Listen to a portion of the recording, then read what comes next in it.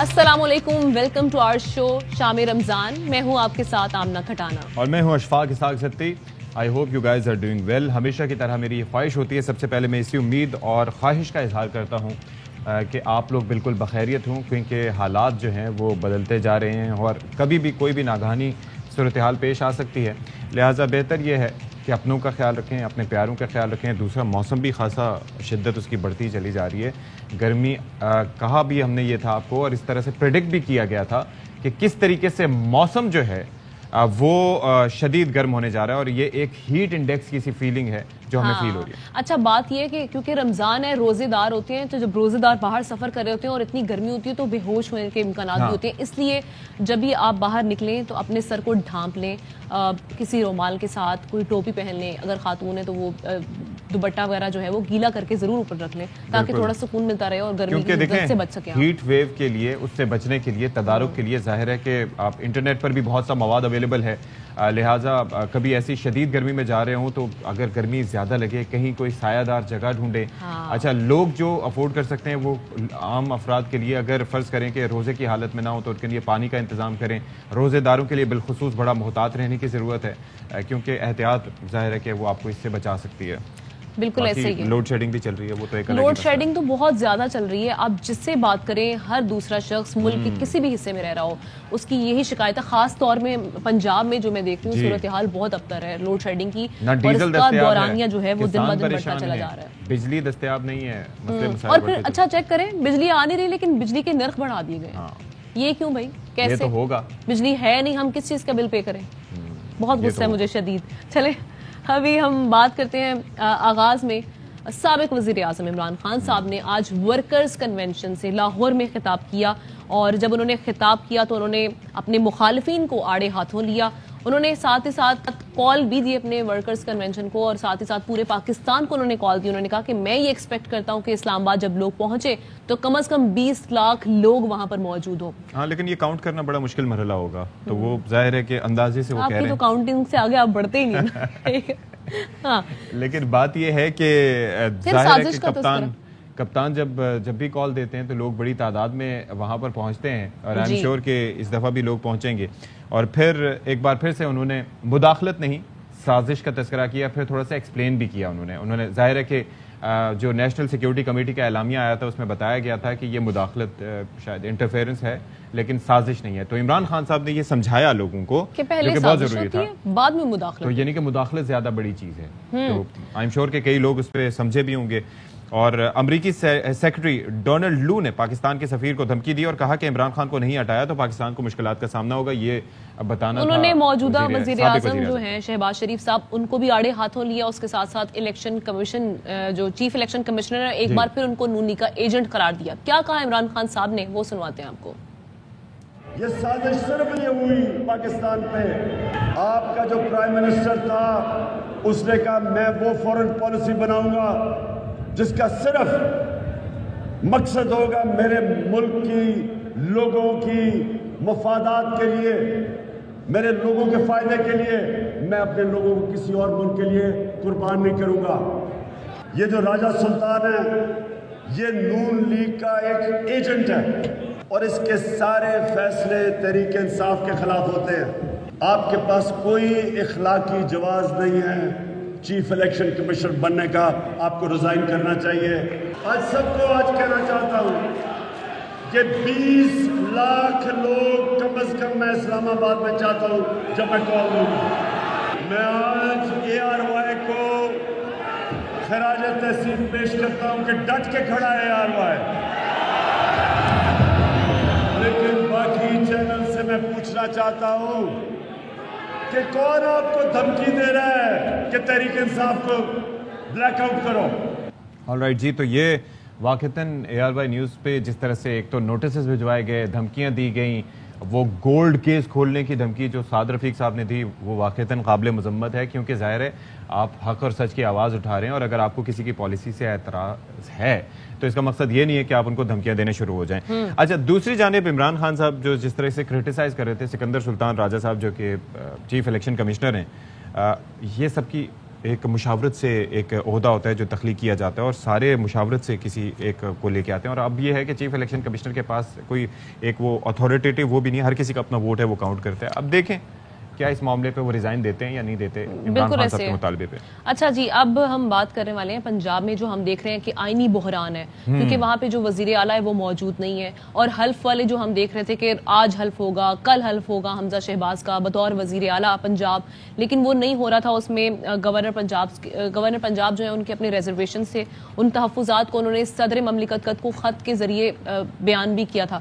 انہوں نے یہ کہا تھا کہ یہ جو ابھی پہلے ہوا ہے, ایک تو پہلی بات یہ جو وزیر اعلیٰ کا انتخاب ہوا ہے وہ ٹھیک نہیں ہوا, ٹھیک طریقے سے نہیں ہوا. دوسرا انہوں نے عثمان بزار صاحب کے حوالے سے بات کی کہ ان کا تو استعفیٰ ابھی تک ایکسیپٹ نہیں ہوا. لیکن اس کے اوپر ذمہ داری کس کو ڈالیں؟ آپ دیکھیں نا کہ انہوں نے وزیر اعظم صاحب کو, اس وقت کے وزیر اعظم صاحب کو جا کے استعفیٰ دیا, انہوں نے کہا جی ہو گیا. پھر پرویز الہی صاحب کو آگے ٹرک کی بتی کے پیچھے لگا دیا کہ آپ ہوں گے اگلے وزیر اعلیٰ. پھر وہ جوڑ توڑ ہوتی رہی, اس جوڑ کے توڑ کے نتیجے میں اسمبلی میں ایک الیکشن کا پروسیس بھی جس بھی طریقے سے ہوا گیلری سے کھڑے ہو کے, لیکن وہ ہوا, اس کو رکاوٹیں ڈالنے کی, اس کو کروانے کی کوششیں دونوں جانب سے ہوتی رہی. اب جب کہ حمزہ شہباز کا نام آ گیا ہے کہ جی وہ اس ایوان نے ان کو منتخب کر لیا ہے, تو اب یہ بتایا گیا ہے کہ جی آئین کے آرٹیکل 130 کی شق 8 کے تحت استعفیٰ تو بھیجنا تھا گورنر کو. تو بھیا یہ پریکٹس پہلے پتہ نہیں تھی. اب گورنر صاحب ویسے بظاہر جس کا کام آئین میں ایک پوسٹ آفس کا ہے, انہوں نے کہا کہ نہیں آئینی تقاضے پورے ہوں گے. اچھا, حکومت نے آتے ہی وزیر اعظم صاحب نے کیا کیا, خود ہٹانے کی کوشش کر دی. بھائی آپ کا اختیار نہیں ہے, صدر صاحب کا اختیار ہے, اور صدر صاحب نے کہا کہ آپ کام جاری رکھیں. تو ایک جلیبی بنی ہوئی ہے, کھچڑی بالکل ایسے. لیکن اب لاہور ہائی کورٹ میں جس میں اس کیس کی سماعت بھی ہوئی تھی, ان کی جانب سے یہ حکم سامنے آ گیا کہ کل یعنی 28 اپریل تک حلف لے لیا جائے. اگر گورنر خود حلف نہیں لے سکتے تو وہ کوئی نمائندہ مقرر کریں, لیکن کل تک یہ حلف لے لیا جائے. ایسے میں گورنر پنجاب نے اب ایک مشاورتی اجلاس بھی طلب کر لیا ہے جس میں انہوں نے آئینی ماہرین کو بلایا ہے, اور اس میں مزید غور ہوگا اس صورتحال پر کہ اب کیا کرنا ہے آگے. تو بہرحال اب ایک اور اس کے ساتھ ساتھ یہ صورتحال بھی ہے کہ وزیر اعلیٰ کا حلف تو نہیں ہو سکا, لیکن بلاول بھٹو زرداری نے وزیر خارجہ کی حیثیت سے حلف اٹھا لیا ہے.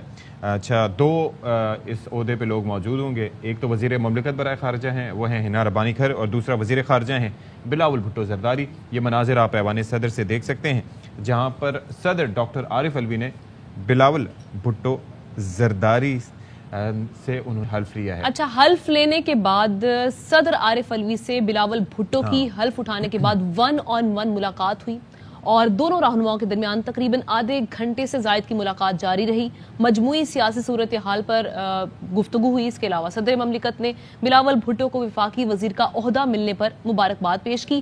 صحافی نے صدر مملکت سے سوال کیا کہ ملاقات میں کون سے امور زیر بحث آئے. چلیں جی, ذوالقرنین حیدر ہمارے ساتھ موجود ہیں. ذوالقرنین بتائیے گا, بڑے خوشگوار ماحول میں ملاقات دکھائی دے رہی ہے, لیکن بلاول صاحب تھوڑے سنجیدہ دکھائی دے رہے ہیں. کیا ڈسکشن ہوئی, کچھ پتہ چل سکا؟ جی بالکل, جب بلاول بھٹو نے وفاقی وزیر کا حلف اٹھایا تو اس کے بعد صدر مملکت عارف الوی سے انہوں نے ملاقات کی, اور یہ 1-on-1 ملاقات تھی جو کہ تقریباً آدھا گھنٹہ سے زائد جاری رہی ہے. ذرائع کا یہ کہنا ہے اس ملاقات میں جو مجموعی سیاسی صورتحال ہے اور اس میں دیگر جو امور ہیں وہ بھی زیر بحث آئے ہیں. صدر مملکت کی جانب سے بلاول بھٹو کو عہدہ ملنے پر مبارکباد بھی دی گئی ہے, مگر اس گفتگو کے دوران اگر صدر مملکت مسکراتے رہے, مگر بلاول کا جانب سے جو ہے سنجیدگی کا رویہ جو ہے وہ سامنے آیا ہے. صحافی کی جانب سے بھی سوال کیا گیا کہ کیا بات چیت ہوئی ہے, جس پر صدر مملکت بھی مسکرا کر چلے گئے. جی ٹھیک ہے, شکریہ آپ کا ذوالقرنین. اچھا جی, اب ایک اور معاملہ, وہ آپ کو یاد ہے اسحاق ڈار صاحب جو کہ ملک کے سابق وزیر خزانہ تھے. اچھا, ان کے خلاف کیسز کے فیصلے آئے تو وہ ملک سے مفرور ہو گئے, چلے گئے, واپس ہی نہیں آئے. اچھا, واپس نہیں آئے, اور اس کے ساتھ آپ دیکھیں کہ سینیٹر بھی بن گئے. سینیٹر بننے کے بعد حلف اٹھانے کے لیے بھی نہیں آئے, 4 سال حلف اٹھانے کے لیے نہیں آئے, اور جب ان کی جماعت کو اور اتحادیوں کو ووٹ کی ضرورت تھی تب بھی نہیں آئے. پھر اس کے بعد جناب یہ بھی کہا جانے لگا کہ یہ جو چیئرمین سینٹ کی جو عہدہ ہے, کہا یہ جا رہا تھا کہ شاید ان کا نام بھی نون لیگ تجویز کر رہی ہے, اور سجیسٹ کیا, تو اس پہ پیپلز پارٹی کی جانب سے تھوڑا سا لافٹر بھی شو کیا گیا کہ یار آپ کیا کر رہے ہیں. اب یہ ہے کہ ان کو کیا کر دیا گیا, اب تو آئیں گے, وہ اب سب ہی آئیں گے, کیونکہ اب ان کی حکومت آ چکی ہوئی ہے, ان کی جماعت کی حکومت ہے. تو حکومت پاکستان نے سابق وزیر خزانہ اور مختلف مقدمات سے بچ کر لندن جانے والے اسحاق ڈار کو فائنلی پاسپورٹ جاری کر دیا ہے. ذرائع کا یہ کہنا ہے کہ پاسپورٹ اسلام آباد سے جاری کیا گیا ہے, جو انہیں جلد ہی لندن میں فراہم کر دیا جائے گا. سابق وزیر خزانہ تقریباً 4 برس سے لندن میں مقیم ہے اور پاکستان کی عدالتوں میں ان کے خلاف مقدمات زیر سماعت ہے. اب آ کر وہ پھر ان مقدمات کا سامنا بھی کریں گے؟ ظاہر ہے مقدمات کا سامنا کریں گے، کیونکہ عدالتیں تو کسی بھی دباؤ سے بالاتر ہو کر مقدمات کی پیروی کرتی ہیں، سماعت کرتی ہیں. تو وہاں پر جب سماعت ہوگی تو آئی ایم شیور کہ رزلٹ سامنے آ جائے گا. ابھی آپ کو یاد ہے کہ ایک شخصیت ہوتی تھی جو کہ ہر ہفتے آ کے پریس کانفرنس کیا کرتے تھے، بیرسٹر شہزاد اکبر صاحب. کچھ پتہ ہے ان کا کہاں ہے؟ بہت اچھے سے یاد ہے. کچھ پتہ ہے کہاں ہے؟ نہیں پتا. تو بہرحال وہ بھی اب چلے گئے، آپ واپس آئیں گے تو کچھ کئی چیزیں کلیئر ہوں گی. اچھا، دوسری جانب مریم نواز صاحبہ کا تذکرہ کرتے ہیں. مریم نواز صاحبہ نے بالآخر انہوں نے کہا کہ بھائی نہیں چاہیے پاسپورٹ. آپ مجھے یہ لگ رہا ہے کہ ان کا اینڈ میں یہی ہوگا، کیونکہ پاسپورٹ واپسی کے لیے دائر درخواست انہوں نے واپس لے لیا، جس پر عدالت نے مقدمہ خارج کر دیا ہے.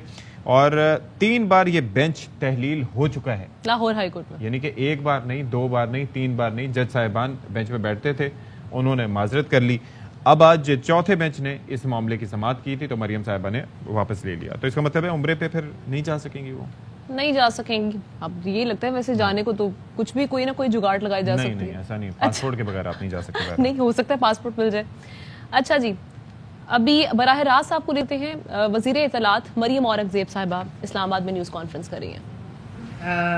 رولز فرام سروس ہے، اس کا جو رولز 2020 بنایا جا رہا تھا، جس کا مقصد صرف بیوروکریسی کو پریشرائز کرنا، بیوروکریسی کو کنٹرول کرنا، اس کی آرم ٹوسٹنگ کرنا، وہ مقصد تھا. تو اس کو کابینہ نے یہ فیصلہ کیا ہے کہ ان تمام سروس رولز کو جو کہ اس وقت بنائے جا رہے تھے خاص مقصد کے لیے، اس کو ریویو کیا جائے، اس کا جائزہ لیا جائے اور کوئی بھی ایسا قانون سازی یا ایسے رولز نہ بنے جو افسران کو نشانہ بنانے کے لیے استعمال کیے جائیں. تو اس پہ نظر ثانی کے لیے کابینہ کی ایک کمیٹی تشکیل دے دی گئی ہے، جس میں وزیر قانون اعظم نذیر تارڑ صاحب اور کلائمیٹ چینج کی فیڈرل منسٹر شہری رحمان صاحبہ اور ریلوے کے فیڈرل منسٹر خواجہ سعد رفیق صاحب پر مشتمل یہ کمیٹی ہے، جو اگلی کابینہ کی میٹنگ تک فوری اس کے اوپر جائزہ لے کر 2 ہفتوں میں جائزہ لے کر یہ رپورٹ کابینہ کو پیش کرے گی اور اس کے مطابق کابینہ جو ہے وہ اس کا فیصلہ کرے گی. اس کے بعد جی کابینہ نے جو موجودہ EOBI کے چیئرمین ہیں شکیل منگریجو صاحب، ان کی جو خدمات ہیں وہ اسٹیبلشمنٹ ڈویژن کو دینے کے حوالے سے منظوری دے دی ہے. کابینہ نے عاصم احمد کو بطور چیئرمین FPR تعینات کرنے کی بھی آج منظوری دی ہے. اس کے ساتھ ساتھ میں آپ کو پہلے بتا چکی ہوں کہ جس طرح دہشت گردی کے واقعات میں اضافہ ہوا پچھلے 4 سال ہم نے دیکھا، اس میں وزارت داخلہ کو یہ وزیر اعظم شہباز شریف صاحب نے ذمہ داری سونپی ہے کہ وہ تمام صوبوں کے ساتھ مل کر نیشنل ایکشن پلان کو دوبارہ سے ریویو کریں اور اس کے اندر تمام صوبوں کو، اسٹیک ہولڈرز کو انکلوڈ کر کے اس کے اوپر ایک جامع پلان دیں نیکٹا کے ذریعے. اس کے بعد جو پاور ڈویژن ہے اس کی ایک تفصیلی کابینہ کو بریفنگ دی گئی. آج صبح بھی جو پہلا وزیر اعظم شہباز شریف صاحب کا ایجنڈا تھا وہ پاور ڈویژن کے اوپر اور پیٹرولیم کے اوپر ایک بریفنگ لی گئی. اور اس وقت جو لوڈ شیڈنگ کے حالات ہیں وہ میں کل بھی اپنی پریس کانفرنس میں بتا چکی ہوں کہ جس وقت حکومت سنبھالی گئی تو 27 یونٹس بند تھے. 5,500 میگا واٹ بجلی کی جو ٹرانسمیشن ہے ترسیل وہ بند تھی فورسڈ آؤٹیجز کی وجہ سے، جو کہ مرمت نہیں ہو سکے ان کی نالائکی اور نااہلی کی وجہ سے. اور باقی جو 4,500 ٹوٹل 11,000 کے قریب یہ بجلی جو سسٹم میں موجود ہے وہ پاکستان کی عوام کو نہیں دی جا رہی تھی، جو نواز شریف صاحب وزیر اعظم بنا کر گئے تھے وہ ان کو نہیں دی گئی. تو اس میں 2 ہفتے کے اندر نہ صرف ان پلانٹس کی مرمت ہوئی، ان 27 میں سے اب صرف آج کے ڈیٹا کے مطابق 4 یونٹس ایسے ہیں جو 7 یونٹس اور 3 پلانٹس ایسے ہیں جو رہ گئے ہیں جس کی فوری طور پر مرمت کی ہدایت دے دی گئی تھی اور ابھی وہ بہت جلد وہ بھی سسٹم میں بجلی آنا شروع ہو جائے گی. 7 مئی کے بعد جو ایندھن اور فیول کی پرابلم ہے جو آدھی 11,000 میں سے بجلی نہیں مل رہی تھی، بند پڑی تھی پیداوار جو موجود ہے، وہ بھی انشاءاللہ 7 مئی کے بعد اس کی بھی جو نارملسی ہے وہ قائم کر دی جائے گی. کل وزیر اعظم شہباز شریف صاحب نے ہدایت کی تھی کہ مجھے 1 مئی کے بعد 0 لوڈ شیڈنگ چاہیے. اس وقت سسٹم کے اندر 18,727 میگا واٹ بجلی پیداواری موجود ہے اور جس کے اندر اس وقت 500 سے 2,000 کی شارٹ فال آ رہی ہے. جو ڈفرینٹ فیڈرز کے اوپر ہے، اور اس کی یہ جو مرمت والے پلانٹس ہیں اور فیول کی جو فراہمی ہے، اس کے بعد بندوبست جو ہے اس کے بعد یہ بھی انشاءاللہ اس پر بھی قابو پا لیا جائے گا.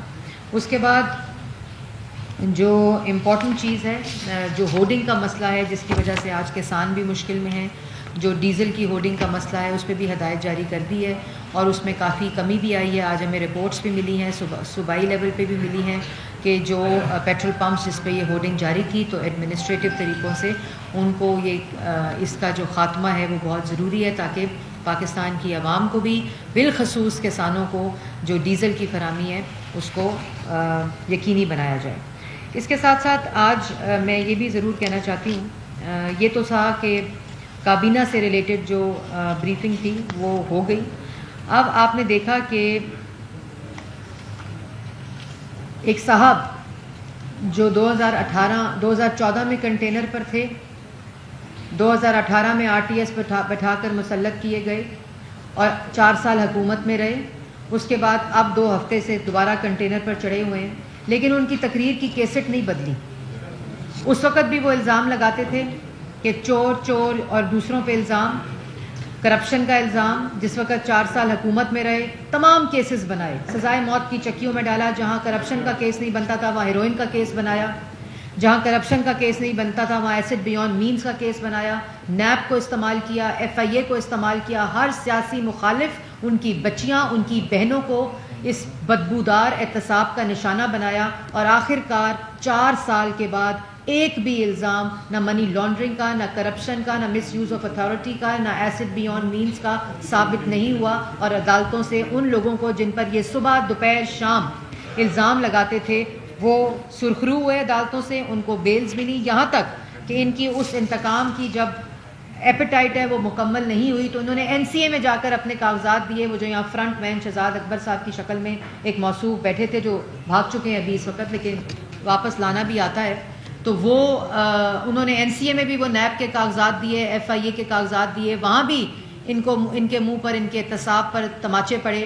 لیکن ان کو آج بھی جب تقریر کرتے ہیں، آج کہہ رہے تھے کہ میں اس پر بھی آؤں گی، لیکن آج بھی جو تقریر کرتے ہیں وہی کیسٹ، وہی تقریر. اب وزارت اطلاعات ہمارے پاس ہے، ہم آپ کو ایک اچھا سپیچ رائٹر دیتے ہیں جو کم از کم آپ کو یہ بتائے کہ آج پاکستان کی عوام مہنگائی، بے روزگاری، معاشی تباہی کے سوال پوچھ رہی ہے. اس کے جواب میں تقریر لکھیں، کیونکہ 4 سال آپ اقتدار پر چمٹے رہے، مسلط رہے. تو یہ جو آپ آج الزامات لگا رہے ہیں کہ یہ ان کا اتنا پیسہ باہر ہے، تو کیوں نہیں وہ پیسہ پاکستان لائے؟ جن پر کرپشن کا الزام لگا رہے ہیں تو کیوں نہیں کرپشن ثابت کی؟ تمام ریکارڈ نیب کا، FIA کا آپ کے پاس موجود تھا. آپ نے جب وہاں اداروں سے کچھ نہیں ملا، جب DG FIA نے کہا یہ کیسز نہیں بنتے بشیر میمن صاحب نے، آپ نے ایسٹ ریکوری یونٹ بنا لیا اور شہزاد اکبر صاحب کو وہاں رکھ دیا. شہزاد اکبر صاحب ڈائریکشنز دیتے تھے اب نیب کو کہ کس کو گرفتار کرنا ہے، FIA کو کس کو گرفتار کرنا ہے، کس کے اوپر کیسز بنانے. لیکن ان تمام چیزوں کے باوجود ایک الزام ثابت نہیں ہو گیا اور آج پھر اسی منہ سے الزام لگا رہے ہیں. آپ کو شرم آنی چاہیے. آج پاکستان کی عوام پوچھتی ہے کہ اگر چوری ہوئی تھی، اگر کرپشن ہوئی تھی، اگر منی لانڈرنگ ہوئی تھی، اگر پار پیسہ غیر قانونی طور پر پڑا ہے تو 4 سال میں وہ کرپشن ثابت کیوں نہیں ہوئی؟ وہ پیسہ واپس کیوں نہیں آیا؟ کیونکہ یہ جھوٹ بول رہے تھے، یہ الزام لگا رہے تھے. اور آج بھی یہی باتیں اس لیے ہو رہی ہیں، یہ باتیں اس لیے ہو رہی ہیں کہ کارکردگی صفر ہے. یہ الیکشن کمیشن کے اوپر جو روز دھمکی، گنڈا گردی، اور آج میں دیکھ رہی تھی کہ الیکشن کمشنر استعفیٰ دے. استعفیٰ تو آپ کو دینا چاہیے تھا اس وقت جب اقتدار سے چمٹے ہوئے تھے اور 60 لاکھ لوگوں کو بے روزگار کیا، 43,000 ارب کا قرضہ لیا، مہنگائی کی شرح 16% پر پہنچائی، ترقی کی شرح منفی کی، اور آج بھی وہ 2018 سے کم ہے. استعفیٰ آپ کو دینا چاہیے تھا. آپ نے کشمیر فروشی کی، استعفیٰ آپ کو دینا چاہیے تھا. اور آج الیکشن کمیشن آپ سے مانگے، پوچھے سوال تو الیکشن کمشنر دے، چیف الیکشن کمشنر دے استعفیٰ. کیوں؟ اور چیف الیکشن کمشنر آپ سے پوچھے فورن فنڈنگ 70 لاکھ ڈالر کا حساب مانگے منی لانڈرنگ کا جو آپ کی جیبوں میں گیا.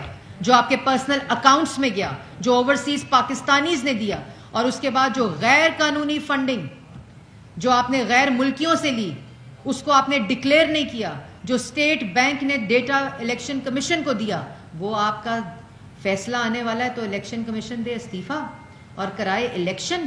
کیوں کرائے الیکشن؟ الیکشن ہوں گے مقررہ وقت پر. عمران خان کو الیکشن نہیں, عمران خان کو شہباز شریف کی کارکردگی سے ڈر لگتا ہے. عمران خان کو شہباز شریف کے خدمت کے جذبے سے ڈر لگتا ہے. عمران خان صاحب کو یہ پتہ ہے کہ 2 ہفتے میں چینی 85 روپے سے 70 روپے ہو گئی ہے. عمران خان کو یہ پتہ ہے کہ 2 ہفتے میں آٹا 550 سے 400 روپے ہو گیا ہے. عمران خان صاحب کو یہ پتہ ہے کہ آج لوگ میٹرو پہ باعزت طریقے سے جو 4 سال سے منصوبہ بند تھا وہ 5 دن میں چلا کر آج لوگ پشاور موڑ, فیض آباد, راول پنڈی, اسلام آباد سے جو 2-3 ہزار روپیہ ٹیکسی کا دے کر جاتے تھے آج میٹرو پہ باعزت سواری پہ ایئرپورٹ جا رہے ہیں. یہ عمران خان صاحب کو بات پتہ ہے.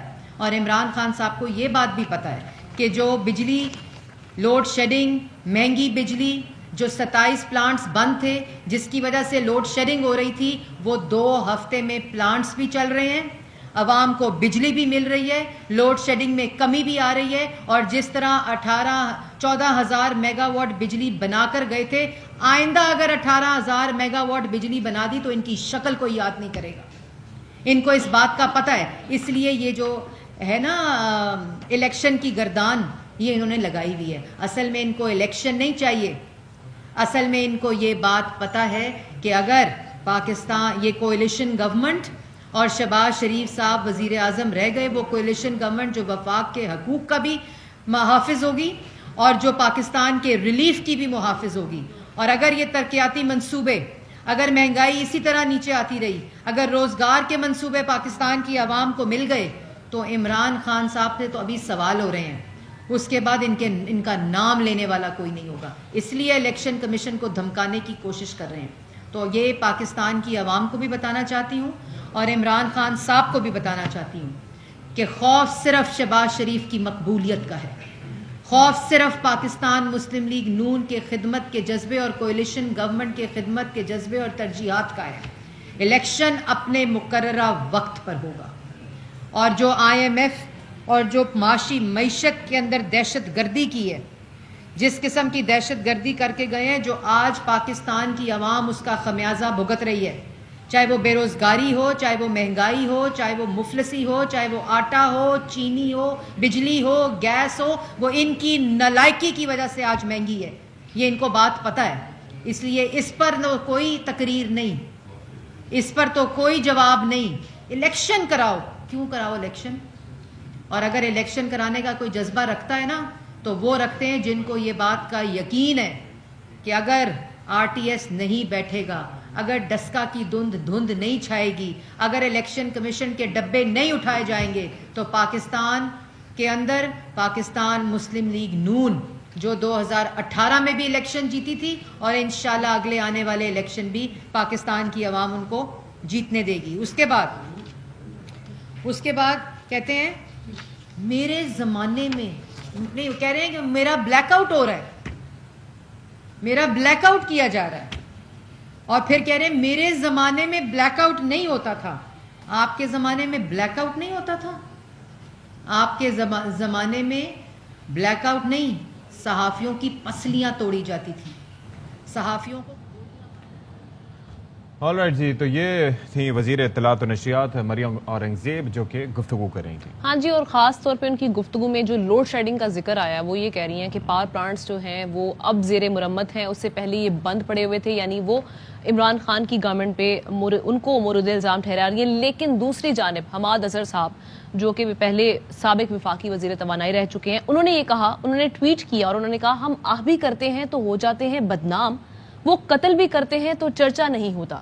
PTI کے رہنما ہیں حماد اظہر صاحب, انہوں نے بجلی کی لوڈ شیڈنگ اور ڈیزل بحران پر یہ شعر ٹویٹ کیا اور لکھا کہ یہ میڈیا کے چند کمزور دل لوگوں کے نام ہے.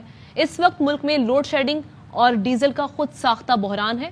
یہ دونوں بحران خالصتاً موجودہ حکومت کی نالائکی ہے. ہمت کریں.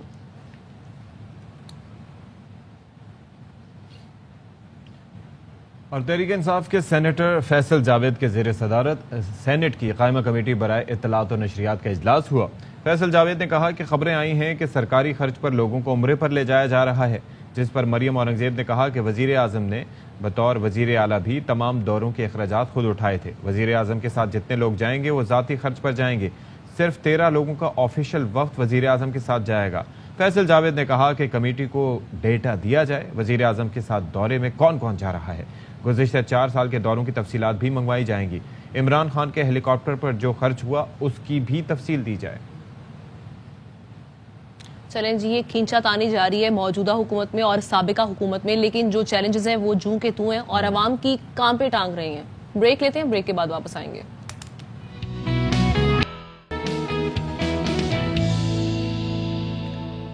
ویلکم بیک، اور اسلام آباد آپ کو لیے چلتے ہیں جہاں پی ٹی آئی کے رہنما فواد چودھری نیوز کانفرنس کر رہے ہیں۔ اس کے اوپر پورا پاکستان ہی تقریباً جو ہے وہ مفت عمرہ کرنے چلا جائے گا۔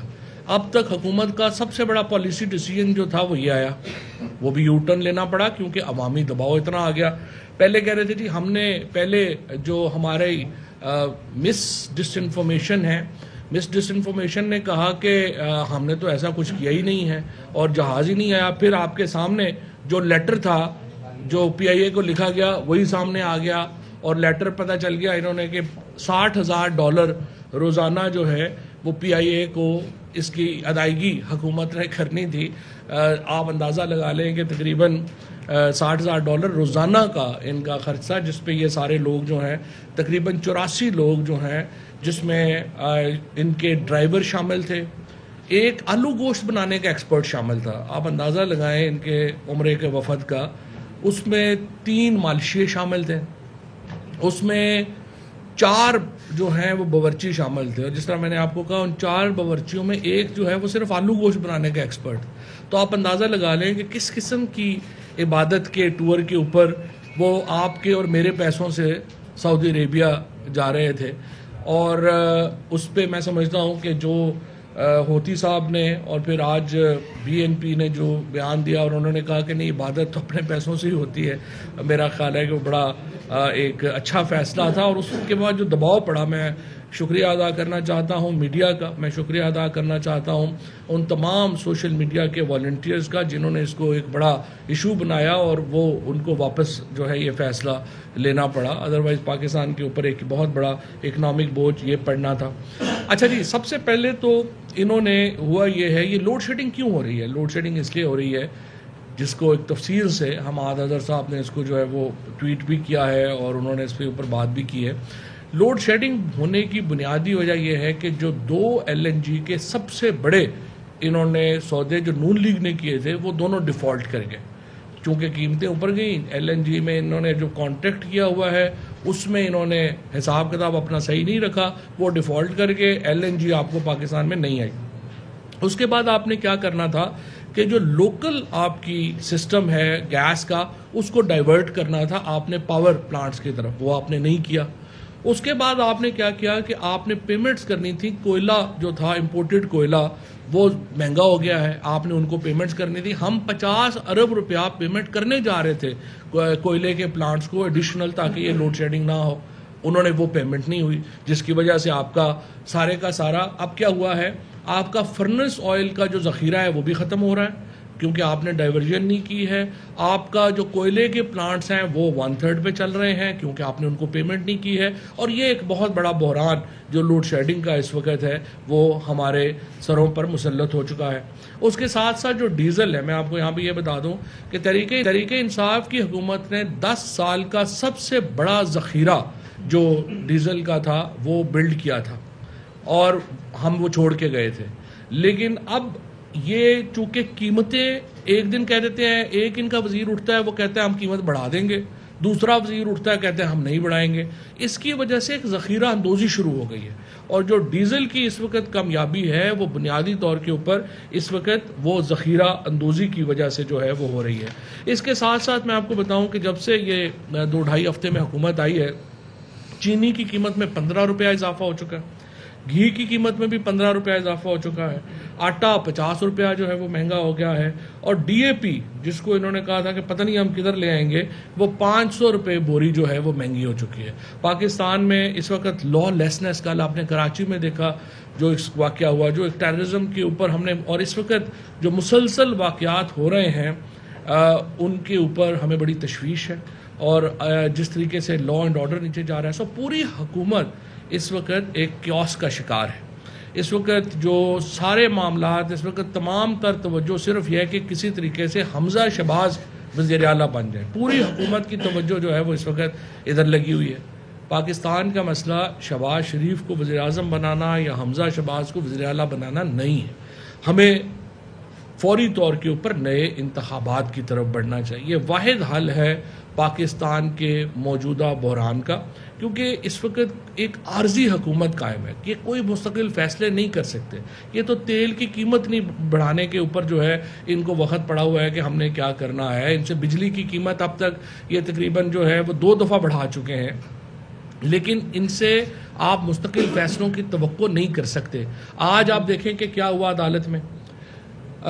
حمزہ شہباز وزیر اعلیٰ پنجاب ماشاءاللہ, اور ان کے والد صاحب شہباز شریف صاحب, عدالت میں فرد جرم عائد ہونی ہے, اور وکیل پیش ہو کے کہتا ہے 40 ارب روپے کا یہ کیس ہے منی لانڈرنگ کا, اور وکیل اور ایف آئی اے والے پیش ہو کے کہتے ہیں سر وہ وزیر اعظم صاحب کی آج کیبنٹ میٹنگ ہے, وزیر اعظم کابینہ کی میٹنگ لے رہے ہیں, لہٰذا ضمانت کی تاریخ بڑھا دی جائے. آپ مجھے دیکھیں یہ ملک ہے, اس طرح سے ملک کا نظام چل سکتا ہے؟ اس طرح سے آپ جو ہے وہ ایک ایٹمی طاقت کے حامل ملک کو چلائیں گے کہ وزیر اعظم کا اور وزیر اعلیٰ کا کوئی پتہ نہیں کہ کل جو جج صاحب ہیں وہ ہمت کریں. اگرچہ لوگوں کو شک ہی ہے, لیکن مجھے امید ہے کہ آخر جوڈیشری نے اپنی جو ادارہ کردار ہے وہ بھی ادا کرنا ہے. آج 2 کیسز لگے تھے. اس کیس میں جوڈیشری نے تاریخ دے دی کہ وزیر اعظم صاحب کی جو منی لانڈرنگ کا کیس ہے وہ ہم اگلی تاریخ پہ سن لیں گے. دوسرے کیس میں کہا گیا کہ نہیں, آج حمزہ صاحب کا حلف ہونا بڑا ضروری ہے اسی کیس میں جو ملزم نامزاد ہیں. ظاہر ہے کہ اس سے آپ 130 ریٹنگ ہی ملے گی, پھر 130 سے نیچے کوئی ہوگی تو ہوگی, اوپر آنے جوگے تو آپ نہیں ہیں. لیکن میں یہ سمجھتا ہوں کہ اس وقت ایک ریئلائزیشن ہے, ایک جوڈیشری میں بھی اور تمام پاکستان میں یہ ریئلائزیشن ہے کہ یہ جو کرائسس ہے, یہ جو بحران ہے, یہ اس طرح سے پاکستان آگے نہیں چل سکتا. پاکستان کو الیکٹورل ریفارمز کی ضرورت ہے اور اس کو ہمیں آگے بڑھنا ہے. جو آج الیکشن کمشنر کے اوپر پورے پاکستان میں دیکھیں, ایک وقت کی سیاست تھی. ابھی مریم اورنگزیب کی میں دیکھ رہا تھا, minister for disinformation, miss disinformation کی پریس کانفرنس, وہ ایسے عمران خان کے بارے میں بات کرتی ہیں. آپ زندگی میں کبھی خود کونسلر الیکٹ نہیں ہوئی. میں آپ سے چیلنج کرتا ہوں کہ آپ کسی جگہ کے اوپر کونسلر کا الیکشن لڑ کے دکھا دیں مجھے. آپ پاکستان کے الیکشنوں کا فیصلہ کریں گی, آپ کو کیا پتا سیاست کا؟ مانگے تانگے کی حکومت, مانگے تانگے کی سیاست, مانگے تانگے کی سیٹ اور مانگے تانگے کی وزارت. اس طرح تو بیٹھ کے آپ جو ہے, آپ کا تو کوئی قد نہیں ہے کہ آپ پاکستان کی سب سے بڑی سیاسی پارٹی کے سب سے بڑے مقبول لیڈر کے اوپر اس طرح کی گفتگو کریں, اور پھر آپ اس طرح سے ان کے بارے میں مریم نواز اور مریم اورنگزیب جو ہیں وہ جس طرح محلے کی عورتیں ایک دوسرے کو تانے دیتی ہیں, ان کا یہ اس سے بڑی نہیں رہی ہیں. یہ اسی میں پھنس گئی ہیں کہ ایک دوسرے کو جو ہے پھپھے کٹنیوں والا رول انہوں نے لیا ہوا ہے. میری نظر میں دیکھیں, کبھی آپ ان کو دیکھیں, نہ ان کی کبھی کوئی پالیسی کی بات ہوتی ہے, نہ ان کے اندر کوئی جو ہے انہوں نے کبھی کوئی عقل کی بات ہوتی ہے, نہ ہی کوئی سیاست کی بات ہوتی ہے. سو جس کی وجہ سے میں سمجھتا ہوں کہ پاکستان میں ان جو ہے ایک ان خواتین کے حوالے پاکستان کی سیاست کو تو نہیں کیا جا سکتا. اور عمران خان نے, اور آج دوسرا میں مبارکباد دینا چاہتا ہوں پیپلز پارٹی کو, ذوالفقار علی بھٹو کا نواسا جنرل ضیاء الحق کے منجلے بیٹے بقول ان کے اپنے, ان کا وزیر خارجہ بن گیا ہے. اور زرداری صاحب نے جو کام ضیاء الحق نہیں کر سکے 11 سالوں میں, انہوں نے پوری کوشش کر لی کہ پیپلز پارٹی کو ہم ختم کر لیں, تباہ و برباد کر دیں, وہ آج زرداری صاحب نے کروا دیا ہے. اور اب پیپلز پارٹی اصل میں تو نون میں شامل ہو گئی ہے. کس شکل سے اور کس منہ سے اب وہ کہیں گے کہ ہم علیحدہ, اور میں آج الیکشن کمیشن سے یہ بھی مطالبہ کرتا ہوں ان سب کو ایک ہی انتخابی نشان دے دیں, اور اگر لوٹا دے دیں تو یہ ظاہر کنوینئنٹ ہوگا, ان کی جو سیاست ہے اس کے ساتھ وہ جائے گا. تو ان سب کو لوٹے کا انتخابی نشان جو ہے وہ فوری طور پہ الاٹ کیا جائے. اور یہیں پر میں سپریم کورٹ کا شکریہ ادا کرنا چاہتا ہوں کہ دیر ہوئی آنے میں تم کو شکر ہے پھر بھی آئے تو، کہ 9 تاریخ کو انہوں نے آرٹیکل 63A کا یہ کیس مقرر کر دیا ہے. مجھے امید ہے سپریم کورٹ اس کیس کو کنکلوڈ کرے گی. پاکستان کی ساری سیاست جو ہے وہ اس کیس کے ارد گرد جو ہے وہ ہوئی ہے. اور میں یہ سمجھتا ہوں کہ پاکستان کے اندر الیکٹورل ریفارمز اور الیکشنز یہ 2 معاملات ہیں جن کی طرف ہمیں آگے بڑھنا چاہیے. اوورسیز پاکستان کی ووٹنگ جو ہے وہ ہمارے لیے بڑی امپورٹنٹ ہے. میں زلفی بخاری صاحب سے درخواست کروں گا کہ اوورسیز کے حوالے سے تھوڑی گفتگو جو ہے وہ کر دیں. شکریہ. بسم اللہ الرحمن الرحیم. اوورسیز ووٹنگ رائٹس یہ ایک ایسا موضوع ہے جو پی ٹی آئی کی گورنمنٹ میں، ہماری گورنمنٹ میں ہم نے پہلے دن سے اٹھایا ہوا تھا. الحمدللہ ہماری گورنمنٹ نے اوورسیز پاکستانیوں کو حق دیا ہے کہ اگلے الیکشن میں اپنا حصہ ڈالیں، اپنا ووٹ ڈالیں. میں آج آپ لوگوں کے اس پلیٹ فارم سے الیکشن کمیشن کو خاص طور پہ ان سے پوچھتا ہوں کہ ابھی تک یہ اس کو آگے لے کے کیوں نہیں چلے. ان نے ابھی تک نہ نادرا کو کوئی کانٹریکٹ دیا ہے کہ وہ اس کی ٹیکنالوجی بنائے، نہ ان نے اگر نادرا کو نہیں دینا، نہ ان نے کوئی ایسا ٹینڈر نکالا ہو کہ کسی اور ٹینڈر کر کے کسی اور کو اس ٹیکنالوجی ڈیولپمنٹ پہ لے کے آئیں کہ جو overseas on line voting plate form ہوگا وہ کب بنے گا. اور کیوں الیکشن کمیشن بار بار اس کو ڈیلے کرتا جا رہا ہے.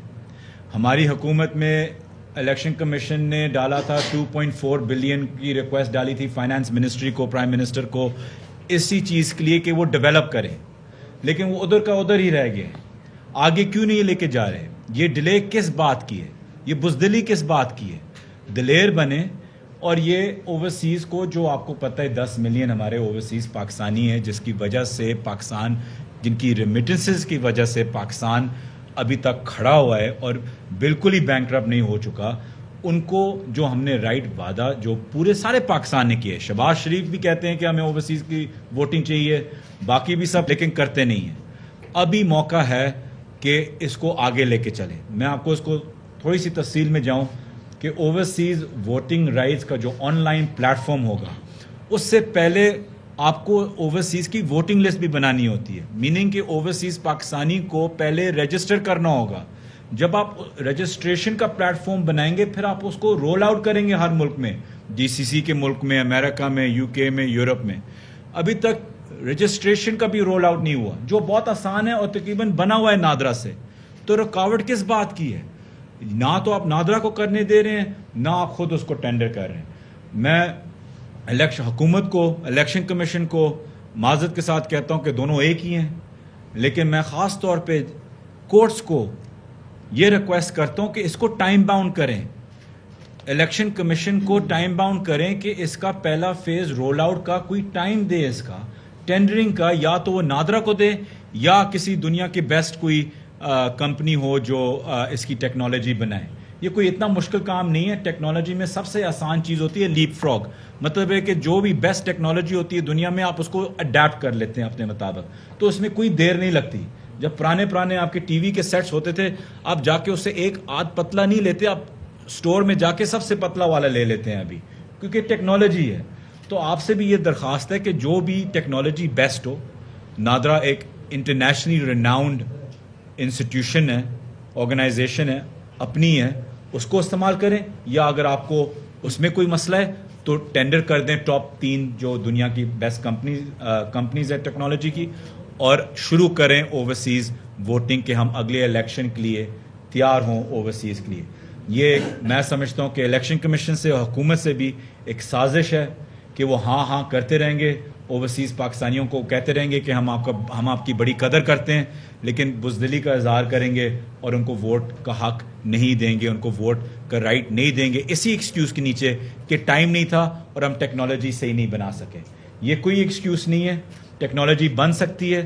آپ دنیا کی بیسٹ ٹیمز لے کے آئیں اور اس سے آگے چلیں. ٹینڈر کریں یا نادرا کو کانٹریکٹ دیں. نادرا پوچھ کے کہ کانٹریکٹ ہمیں کیوں نہیں ملا. لیٹر آفیشلز لکھے ہیں کہ لیٹر ہمیں کیوں نہیں کانٹریکٹ اوارڈ ہوا. کس بات کی ڈیلے ہے اس میں؟ الیکشن کمیشن خالی آ کے کلیریفائی کرے کہ اس میں کس بات کی ڈیلے ہے کہ اوورسیز پاکستانی کو اپنا ووٹنگ کا حق نہیں مل رہا. کس کا؟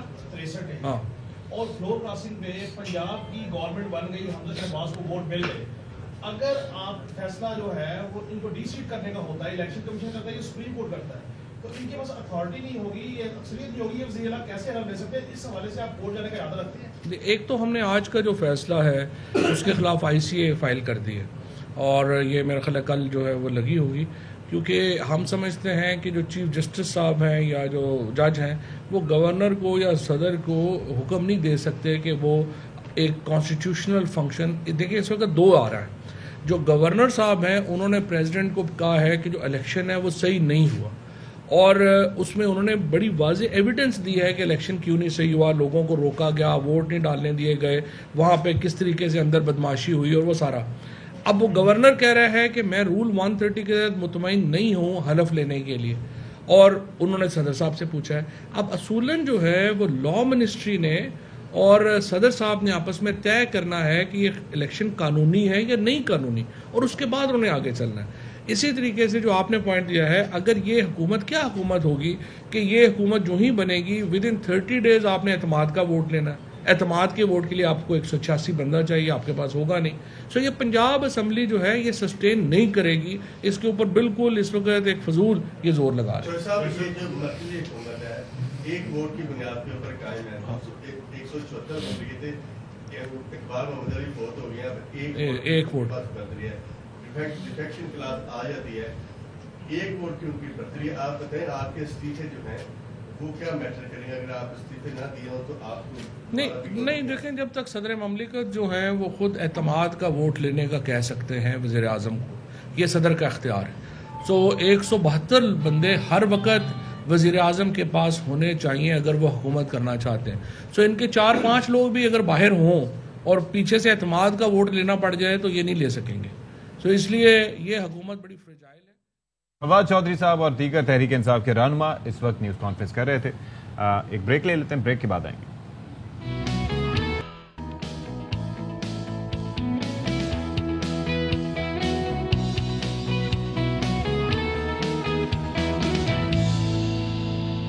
آل رائٹ جی, وقت ہو چکا ہے 5:04. پروگرام ہے شام رمضان اور میں ہوں آپ کے ساتھ ایک بار پھر سے آپ کا جانا مانا اور پہچانا اشفاق اسحاق ستی, اور میرے ساتھ موجود ہیں خاتون آمنہ کٹانہ. السلام علیکم. وعلیکم السلام. ہاں یاد آیا, اب ہر بریک میں واپسی پہ آپ کو سلام کا نہیں, ہر بریک میں نہیں, میں 5 بجے یا 4 بجے آگے کرتی ہوں. بالکل, میرا جیسے شو کا آغاز کرتے ہیں. اب دوسرے حصے کا آغاز ہو گیا تو آغاز السلام علیکم سے. اچھا, اس کے اندر وہ شاعر کیا خوب کہتا ہے کہ ہم کو کس کے غم نے مارا, یہ کہانی پھر صحیح.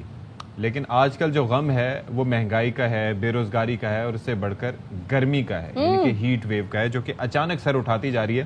اور یہ پریڈکشنز کی جا رہی ہیں کہ بھائی عید بھی گرمی کے عالم میں گزر سکتی ہے. میرا کام زیادہ بڑا ہے اس سے. وہ کیا ہے؟ میرا کام شاپنگ کا ہے. اچھا ہے, پیسے بچائیں اپنے لیے, قوم کے لیے. وقت کم ہے, مقابلہ سخت ہے. بینک کیا آپ کو پتا ہے, ایک آج بھی کہیں پہ وہ لگا ہوگا, وہ ایک ہورڈنگ لگا ہوتا ہے, اس پہ لکھا ہوتا ہے کہ روپیہ بچائیے, کل کام آئے گا. تو آپ کے بھی کام آ سکتا ہے. پتہ ہے گرمی بہت زیادہ ہے, اس کے لیے یہ ہے کہ پھر ٹائم بھی بہت کم رہ گیا عید میں, تو ایسے میں شاپنگ کرنا ایک بہت بڑا مسئلہ بن گیا. لیکن چونکہ ہم گرمی کی بات کر رہے ہیں, سندھ میں خاص طور پہ جو ہے وہ گرمی بڑھتی ہی چلی جا رہی ہے, اور ہیٹ ویو کا خدشہ بھی ظاہر کیا جا رہا ہے, جس کی وجہ سے کہا جا رہا ہے کہ عید جو ہے ہماری وہ بھی گرمی میں ہی گزرنے والی ہے. کراچی میں اگر خاص طور پہ بات کی جائے تو یہاں پر 38 ڈگری سینٹی گریڈ درجہ حرارت جو ہے وہ چل رہا ہے, جبکہ نواب شاہ, جیکب آباد, لاڑکانہ اور سکھر میں پارہ 48 ڈگری تک جا سکتا ہے. یہ بھی امکان ظاہر کیا جا رہا ہے. جی, یہ اب کیا سچویشن رہے گی, کیا کیا جائے. اور دوسرا ایک اور مسئلہ یہ ہے کہ پورے ملک میں ویسے تو گرمی ہے, لیکن والدین کو سب سے زیادہ فکر اپنے بجائے بچوں کی ہوتی ہے کہ بھائی بچے روزہ بھی رکھتے ہیں, اسکولوں کی چھٹیاں بھی نہیں ہیں, تو کس طریقے سے ان کے لیے مینیج کریں. اور پھر ڈی ہائیڈریشن بھی ان کو مختلف وجوہات کی بنا پر ہو سکتی ہے. اگر کھانا زیادہ کر لیں, کھانا زیادہ کھا لیں, کنٹرول نہ کر سکیں, تو اس کے اندر پھر ان کا ایسی کیا ڈائٹ ہونی چاہیے بالکل کہ بچوں کو جو ہے وہ ڈی ہائیڈریشن کم ہو, کیونکہ بچوں کے ناز نخرے بہت ہوتے ہیں کھانے کے معاملے میں. وہ اپنی مرضی کا کھانا کھاتے ہیں, اور اس کے بعد پھر ان کو اگر روزہ رکھنے والے بچے ہیں تو ان کو سارا دن سر درد کی شکایت رہتی ہے, ڈی ہائیڈریٹڈ رہتے ہیں, جس کی وجہ سے وہ کمزوری بھی محسوس کرتے ہیں اور شکایت بھی کرتے ہیں اور روزہ بھی نہیں چھوڑتے. تو ان معاملات کو کیسے مینج کیا جائے, اسی پر ہم بات کرتے ہیں ایسوسیٹ پروفیسر ڈاکٹر خالد شفیع صاحب, جو کہ پاکستان پیڈیاٹرک ایسوسی ایشن کے سیکرٹری جنرل ہیں, ہمارے ساتھ اسٹوڈیوز میں موجود ہیں. سر آپ کو سب سے پہلے ویلکم کہیں گے. السلام علیکم. وعلیکم السلام. اچھا, آپ جس طرح سے ہم دیکھ رہے ہیں کہ گرمی بڑھتی چلی جا رہی ہے دن بعد دن, پہلے رمضان میں بیچ میں کچھ تھا, تھوڑا سکون آیا تھا, لیکن اب اس کے بعد پھر سے گرمی کی شدت میں اضافہ ہو گیا. اب روزے دار جو ہے ان کے لیے تو بہت مشکل ہوتی چلی جا رہی ہے, خاص طور پہ جو بچے ہیں ان کو کس طرح سے مینیج کیا جائے جو روزہ بھی رکھ رہے ہوں. دیکھیں جی, گرمی کے جو اثرات ہیں دو قسم کے ہیں. ایک تو گرمی کے جو موسم کے اثرات ہیں کہ گرمی کی وجہ سے ڈی ہائیڈریشن ہوتی ہے, پانی کی ضرورت زیادہ ہوتی ہے یا سن اسٹروک کو خطرہ ہوتا ہے. دوسری چیز ہوتی ہے کہ وہ بیماریاں جو گرمی میں زیادہ پھیلتی ہیں.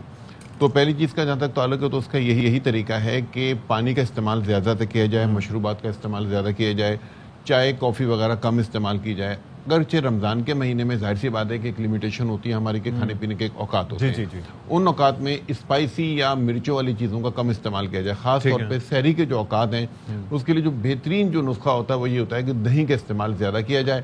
دہی نہ صرف بہت ساری بیماریوں سے بچاتا ہے بلکہ اس کے ساتھ جو ڈی ہائیڈریشن ہوتی ہے, پانی کی کمی یا پیاس لگنا, یہ بھی کم فیلنگ ہوتی ہے. اچھا, جو طریقہ کار ہے, موڈ آف یوز کیسے ہونا چاہیے؟ کیونکہ کچھ لوگ میٹھی لسی بناتے ہیں, کچھ نمکین لسی بناتے ہیں, دہی میں چینی ڈال کے کھایا جائے یا ویسے ہی کھایا جائے, کیسے مفید رہتا ہے؟ دیکھیں جی, سب سے بہترین تو چیز ہے کہ بغیر کسی چیز کے, نمک یا چینی کے بغیر کھایا جائے تو سب سے بہترین ہے. لیکن اس کے بعد اگر کوئی چیز ذائقے میں ڈالی جا سکتی ہے تو اس میں ایسا حرج نہیں ہے اپنی طبیعت مزاج کے حساب سے. اچھا, دوسری چیز ہے کہ پانی مشروبات کا استعمال زیادہ کیا جائے. سبزیاں اور پھل سب سے بہترین چیز ہے گرمی کے موسم میں, اور ہمارے ملک میں تو پھل اتنے افراد سے ہوتے ہیں, بہترین پھل اس وقت موجود ہیں ہمارے یہاں, پھلوں کا استعمال زیادہ تھا کیا. لیکن جو کچھ ڈاکٹرز یہ بھی سجیسٹ کرتے ہیں آ کے یہاں پر ہمارے شو میں بھی کہ آپ لوگ پروٹین انٹیک زیادہ رکھیں, گوشت وغیرہ کھائیں تاکہ آپ پورا دن صحیح سے سکون سے گزار سکیں. وہ گرمی کے لحاظ سے نہیں کہتے ہیں, وہ کہتے ہیں کہ روزے کے دوران انرجی زیادہ جو چیز ہوتی ہے, جس میں جو چیز کاربوہائیڈریٹ زیادہ نہ لیا جائیں, آئل والی چیزیں نہ زیادہ لی جائیں, ہیلدی ڈائٹ لی جائے جس سے انسان کا وزن بھی نہ بڑھے, انرجی بھی اس کے اندر مینٹین رہے. یہ وہ چیزیں ہیں جس کا ڈاکٹر تذکرہ کرتے ہیں. لیکن گرمی کے لیے زیادہ چیز ہے کہ اگر آپ سحری کے وقت زیادہ پانی پی لیں یا ایسی غذا کھائیں جسے پیاس نہ لگے تو دن بہتر گزرتا ہے. لیکن پانی پینے سے پھر وہ دوسرے مسائل بھی آپ کو پتا ہے کہ پھر 7-8 بجے تک پھر آپ کے واش روم کے چکر لگتے رہتے ہیں. بہرحال اب مینج کرنے کے لیے کچھ تو کرنا پڑتا ہے. اچھا, دوسری چیز جو گرمی کے موسم میں جو بچوں کے لحاظ سے زیادہ پریشان کن ہوتی ہے, وہ بچے بیمار زیادہ ہوتے ہیں. گرمی کے موسم میں جو بیماریاں ہوتی ہیں, ڈائریا ہے, یہ بیماری بہت زیادہ ہو جاتی ہے. الٹی دست کی بیماری جس کو کہتے ہیں. آج کل بھی یہ موسم چل رہا ہے, اسپتال سارے بھرے ہوئے ان بچوں سے. جو معصوم بچے ہوتے ہیں, چھوٹی عمر کے ہوتے ہیں, بیمار ہو کر آتے ہیں, ان کو الٹیاں ہوتی ہیں, موشن ہوتی ہے اور ڈی ہائیڈریشن ہوتی ہے, جن کو پھر ORS پلانا پڑتا ہے یا ڈرپ لگانی پڑتی ہے, دوائیاں دینی پڑتی ہیں. تو ماں باپ کے لیے میری یہ گزارش ہے کہ اس موسم میں اپنے بچوں کا خصوصی خیال رکھیں. سب سے بہترین چیز چھوٹے بچوں کے لیے ہے کہ ماں بچے کو اپنا دودھ پلائے. اچھا, اوپر کا چیزیں دودھ یا چیزیں نہ دیں. 6 مہینے کے چھوٹے بچے کو صرف اور صرف ماں کا دودھ پلائیں. اچھا, اور 6 مہینے کے بعد بڑے بچوں کو ٹھوس غذائیں دیں. لیکن وہ جو فارمولا ملک پہ شروع سے ہی چلے جاتے ہیں, یعنی کہ ساتھ میں ماں کے دودھ کے ساتھ فارمولا ملک, وہ جی نہیں جانا چاہیے, قطعاً نہیں جانا چاہیے. دیکھیں, رمضان کا مہینہ ہے, قرآن پاک میں حکم ہے کہ بچے کو 2 سال تک ماں کا دودھ پلانا. بالکل ایسے ہی. تو یہ رمضان کا مہینہ بہت اچھی بات ہے کہ ہمیں صرف عبادت کے ساتھ ساتھ اللہ تعالیٰ نے جو حقوق دیے بیان کیے, بچے کا حق ہے کہ ماں کا دودھ پی. بالکل. تو اوپر کے دودھ کا تو جو نوزائیدہ بچے ہیں جو اب پیدا ہوئے, تو ان کے ماؤں کے لیے میرا پیغام ہے کہ کسی صورت میں بھی سوائے جو وہ شدید بیماری یا کچھ انڈیکیشن ہوتی ہیں, وہ کروڑوں لاکھوں میں ایک ہوتی ہے, ماں کا دودھ ہی پلانا چاہیے. اور 6 مہینے کے بعد ٹھوس غذا شروع کر دینی ہے ماں کے دودھ کے علاوہ, جب بھی اوپر کا دودھ نہیں شروع. اور یہ جو گریپ واٹر وغیرہ دے رہے ہوتے ہیں وہ نہیں جی, ان چیزوں کی ضرورت نہیں ہوتی. دوسری چیز یہ ہے کہ بچوں کو بیماری سے محفوظ رکھنے کے لیے ویکسین کرائی جائے.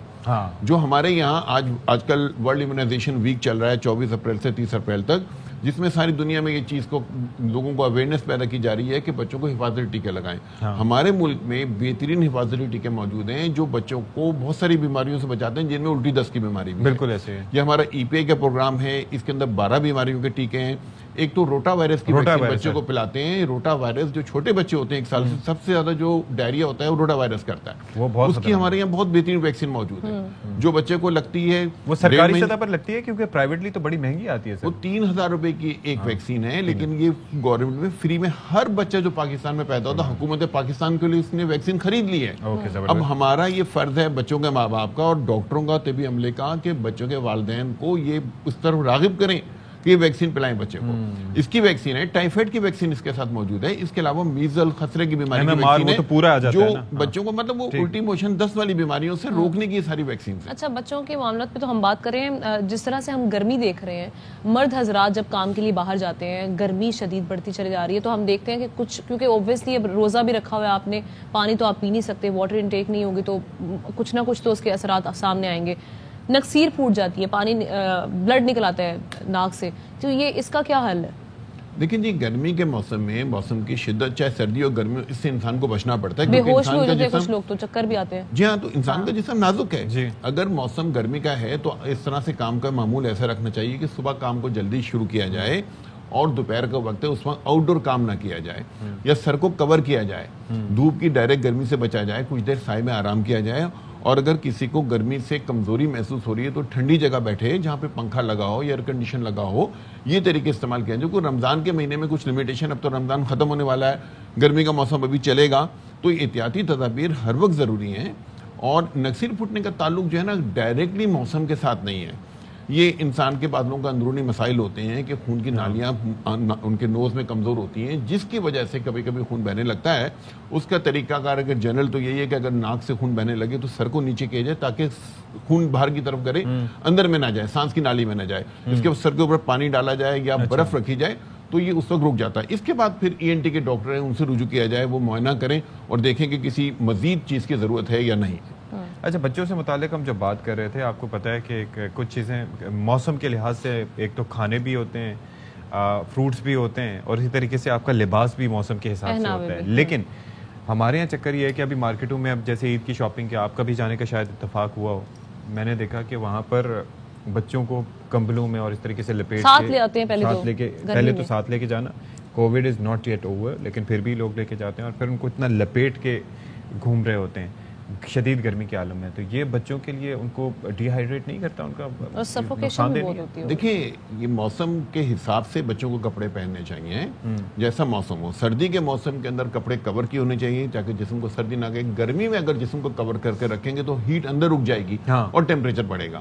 اور اگر بچے کو اس سے بخار بھی ہو جاتا ہے, ہمارے پاس بچے آتے ہیں جن کو صرف لپیٹنے سے زیادہ بخار ہو جاتا ہے اور بچہ بے چین ہوتا ہے. بچے کو جب ہم کھول دیتے ہیں تھوڑی دیر میں بچہ ٹھیک ہو جاتا ہے. تو آپ کی بات بالکل ٹھیک ہے. اس کو کہتے ہیں سلیقہ.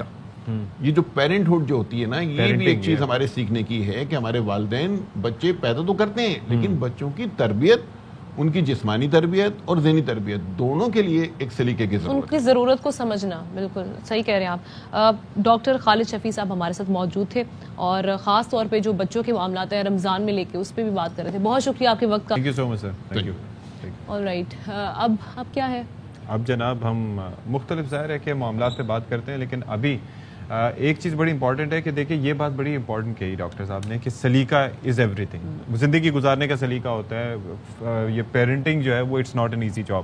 یہ نہیں ہے کہ آپ نے جناب بس بچے پیدا کر لیے اور اس کے بعد پالنے کا ان کو فن نہیں ہے, ان کی ضروریات کو آپ پورا نہ کر سکیں, اور جس چیز کی اس کے ضرورت اس کو پتہ نہ بھی ہو تو آپ کو ڈیل کرنا آنا چاہیے. جیسے یہ طریقہ کار ہے. اب بچہ رو رہا ہے تو آپ اس کو فگر آؤٹ کرنے کی کوشش کریں گے, جی کیوں رو رہا ہے, اس کے پیٹ میں درد ہے یا اس کو گرمی لگ رہی ہے, جو بھی ہے, یہ تو آپ جان سکتے ہیں اگر آپ جاننے کی کوشش کریں. کوئی اس میں مشکل کام نہیں ہے. ہاں, پیرنٹنگ کرنا واقعی ایک مشکل کام ہے, یہ اس میں کوئی دو رائے نہیں ہے. لیکن بہرحال آئی ہوپ کہ لوگوں کو اس سے فائدہ پہنچا ہوگا. اور باقی یہ ہے کہ مسئلہ مسائل, عید کی آمد ہے بھائی, اور ابھی یہ ہے کہ کتنی چھٹیاں عید پہ دی ہیں؟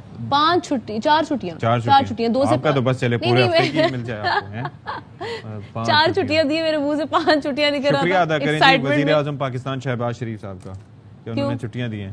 اچھا, 4 سے 5. چلیں جی, بڑا احسان ہے, اور آپ نے یاد دلا دیا, اسی بھی بڑا احسان ہے. اچھا جی, اب ہم یہ دیکھ رہے ہیں کہ جیسے عید کی آمد ہے, بہت قریب, بہت کم دن رہ گئے ہیں. آج 25واں روزہ ہے, تو غالباً 4 دن رہ گئے ہیں یا 3 دن رہ گئے ہیں.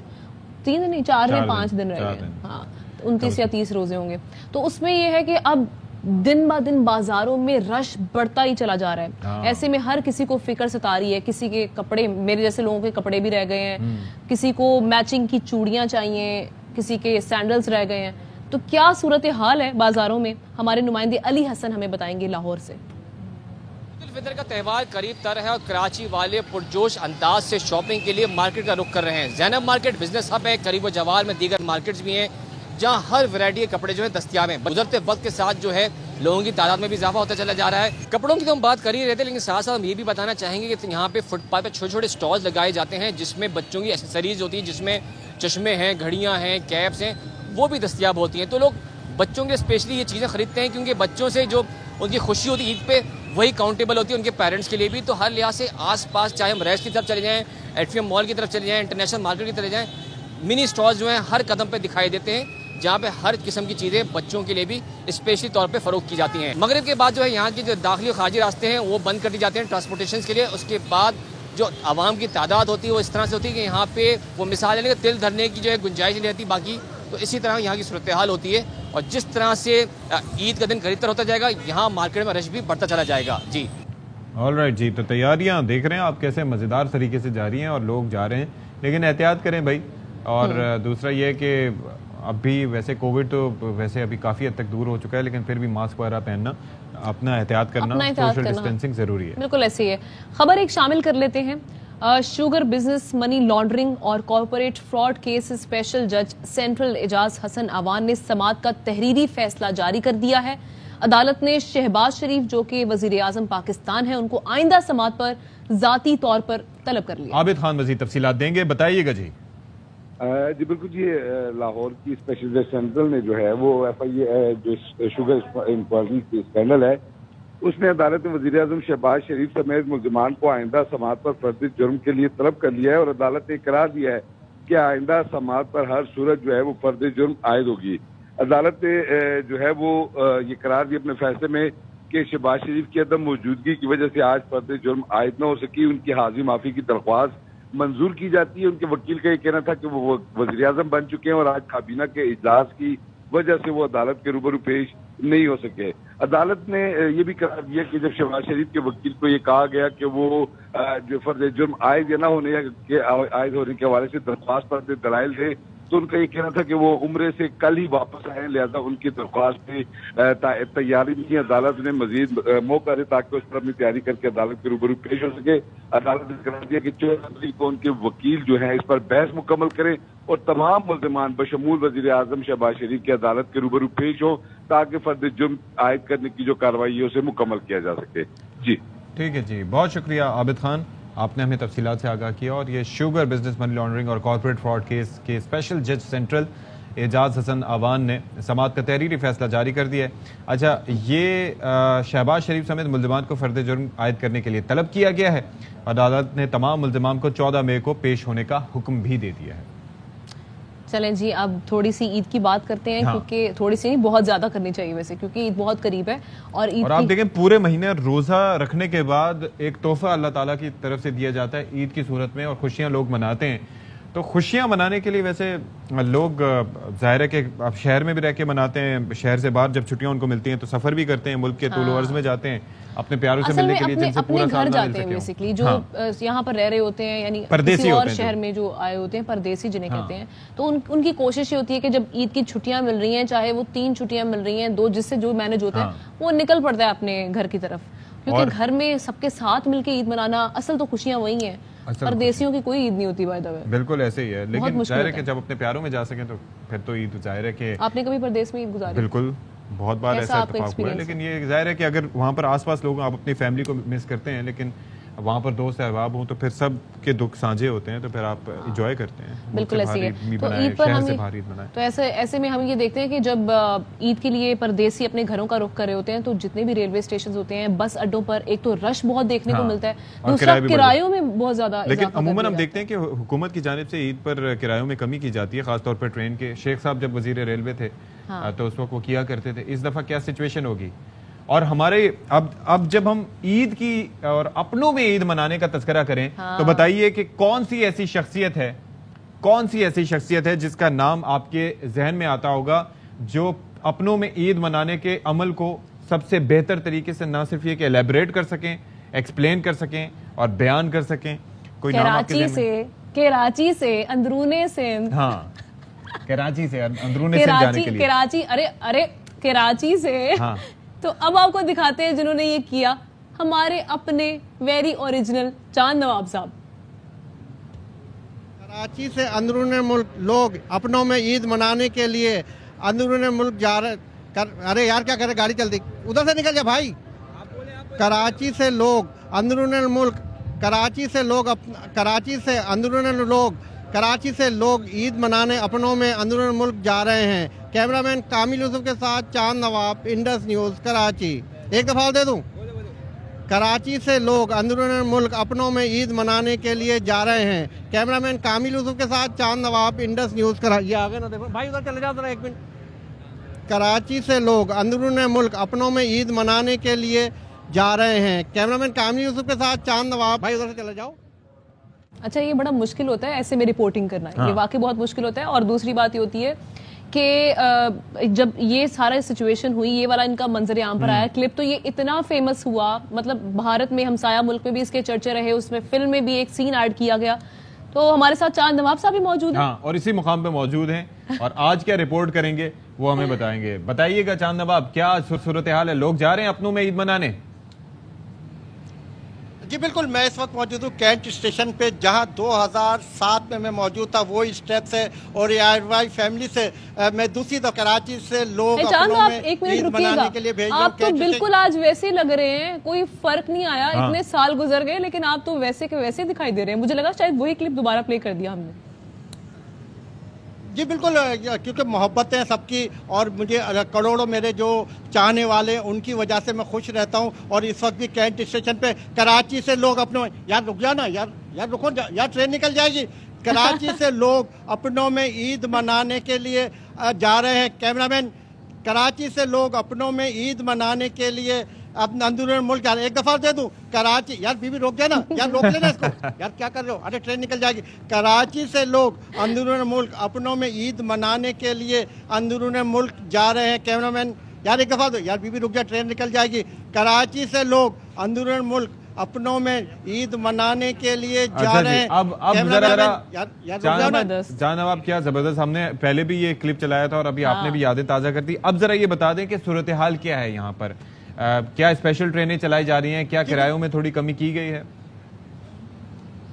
जी बिल्कुल, मैं इस वक्त मौजूद हूँ कराची के कैंट स्टेशन पे। वो स्टे वही, और यहाँ मेरे अकब में वो ट्रेन भी खड़ी है। वही टाइम है जो दो मेरे उस वक्त पहले था। और यहाँ पे 2 स्पेशल ट्रेनें चलाई जा रही हैं 29 और 30 तारीख को, ताकि लोग अपनों में ईद मना के लिए कराची से जा सके। जो यहाँ परदेसी आते हैं अपनी फैमिली के लिए कमाने के लिए, वो जा सके अपनों में ईद मनाने के लिए।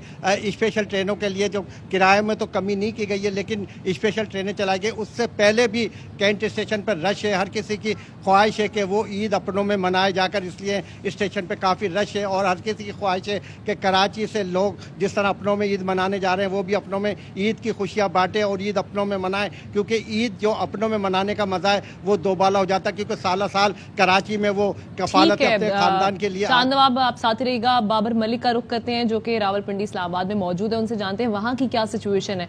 बाबर, यहाँ पर परदेसी रवाना हो रहे हैं, बस अड्डों पर कितना रश दिखाई दे रहा है और क्या मामूलात है वहाँ? हाँ बिल्कुल जी, चांद नवाब की आवाज़ मुझे आ रही थी और थोड़ा सा मैं तो कंफ्यूज ही हो गया था। वो अपनों में ईद मनाने वाला दोबारा सीन आंखों के सामने आना शुरू हो गया। रावलपिंडी इस्लामाबाद, अगर दारुल हुकूमत इस्लामाबाद का जिक्र करें तो दारुल हुकूमत इस्लामाबाद तो है ही परदेसियों का शहर। जब ईद आती है तो वहाँ सुनसान हो जाता है ये शहर। सिर्फ इंतज़ार ये है कि ईद की छुट्टियाँ आएंगी तो बहुत ज़्यादा रश होगा। अभी सबसे अहम और बड़ी बात यह है कि अल्हम्दुलिल्लाह कोरोना की सूरत हाल बहुत बेहतर है, बल्कि कोरोना ख़त्म ही समझ लें। इक्का दुक्का केसेस रिपोर्ट हो रहे हैं, जिसकी वजह से अब परसेंटेज के हिसाब से बस है, फ्लाइंग कोच है या ट्रेन है या हवाई जहाज़ है, वहाँ पे पैसेंजर्स को नहीं बिठाया जाता। ये सूरत हाल तो कदरे बेहतर है, लेकिन महंगाई की वजह से बस मालकान ने दूसरे शहरों में जाने वाले, जो कराची हैं, सिंध जाने वाले, KP में जाने वाले, बलोचिस्तान में जाने वाले, दूसरे इलाकों में आने जाने वाले, इनके लिए बड़े मसले मसाइल ये हैं कि पिछले साल जो किराया 1000 रुपया था किसी स्टेशन का, था वो अब बढ़कर 1700 रुपया हो गया। अगर हुकूमत इस दौरान महंगा पेट्रोलियम की मसनूआत की कीमतों में इजाफा कर दे तो आप अंदाज़ा लगा लें कि इन परदेसी बेचारों की सारी सैलरी जो है वो किराए में आने जाने में लग जाएगी। और ईद कैसे करेंगे इस शदीद तरीन महंगाई में, जो बदतरीन महंगाई है। बहरहाल खुशाइंद बात यह है कि पाकिस्तान रेलवे की जानिब से ऐलानात किए गए हैं फ़िलहाल کہ وہ 30% جو ہے عید کی جو ٹرینیں خصوصی چلائی گئی ہیں ان پہ، اور جو نجی شعبے کے حوالے کی گئی ہیں وہ عید کے 1 یا 2 یا پہلے دن وہ 40% تک لیس کر کے پیسنجرز کو سہولت دیں گے ٹکٹ کی. لیکن یہ ٹکٹ پہلے ہی بک ہو چکے ہیں. بہت زیادہ اب انتظار ہے کہ سیلریاں جو ہی ٹرانسفر ہوں، چھٹیاں ملیں، تو آپ اندازہ لگا لیں کہ راولپنڈی اسلام آباد کی انتظامیہ کے لیے بہت مشکل ہوگا کہ یہ کنٹرول کرنا، اور وہ کر بھی نہیں سکتے. آر ٹی اے راولپنڈی اور اسلام آباد ٹریفک پولیس کی جانب سے کوئی اقدامات نہیں کیے جاتے. چلیں، زبردست زبردست. بس امید سب کو ہے یہی ہے کہ کسی طریقے سے جو سیلریز ہیں وہ وقت سے پہلے آ جائیں، تو یہ سب کا مفاد عامہ کا معاملہ ہے. بہت شکریہ آپ کا نواب، اور بابر خان ہمارے ساتھ موجود تھے. اور ظاہر ہے کہ وہ ٹائمنگز بھی ایسی آ رہی ہیں نا، پہلی 2-3، اور اسی میں بعض اداروں میں تو پہلے دے دی جاتی ہیں، بعض اداروں میں بعد میں. تو عید کے موقع پر یہ خیال کیا جاتا ہے کہ پہلے ہی ادا کر دیا جائے معاملہ. چلیں جی، اب ایک خبر شامل کر رہے ہیں ہم. IMF نے کہا کہ پاکستان کو کرنٹ اکاؤنٹ خسارہ کم اور تیل اور گیس کی سبسڈی میں کٹوتی ختم کرنا ہوگی. IMF کے ڈائریکٹر نے یہ کہا ہے کہ پاکستان کا کرنٹ اکاؤنٹ خسارہ 9 ماہ میں 13 ارب 2 کروڑ ڈالر پر پہنچ چکا ہے. نئی حکومت IMF پروگرام کے حجم اور مدت میں اضافہ چاہتی ہے. بالکل جی. اور اس کے ساتھ ساتھ پاکستان کو گزشتہ چند مہینوں سے کرنٹ اکاؤنٹ خسارے کے متعلق کم کرنے کی اہمیت پر زور دیتے رہے ہیں. IMF کے آفیشل نے یہ بھی تسلیم کیا کہ ملک کا کرنٹ اکاؤنٹ خسارہ تیل کے درآمدی لاگت میں اضافے کے باعث ہوا ہے.